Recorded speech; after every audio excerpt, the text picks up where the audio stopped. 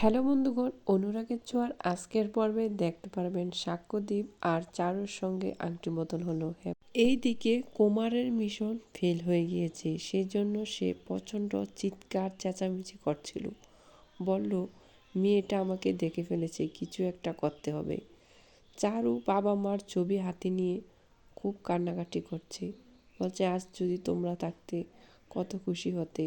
যাকে আমি সিলেক্ট করেছিলাম সে আমার হলো না, কিন্তু এখন যে আমার জীবন সঙ্গী হলো সে আমাকে অনেক ভালোবাসে। সাক্ষ্যদীপ এসে চারুর বাবা মার ছবিটা হাতে নিয়ে বলছে, এটা হচ্ছে আপনার মেয়ের জামাই, দেখুন তো কেমন হয়েছে।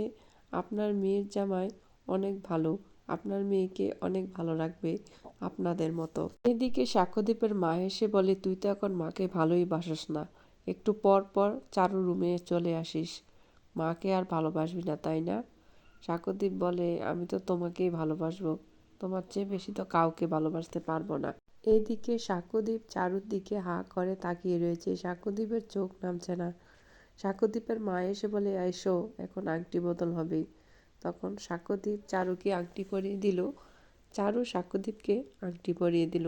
কুমার কি সূর্যদীপ আর পরিবারকে শেষ করে দিতে পারবে? অবশ্যই কমেন্টস করে বলবেন।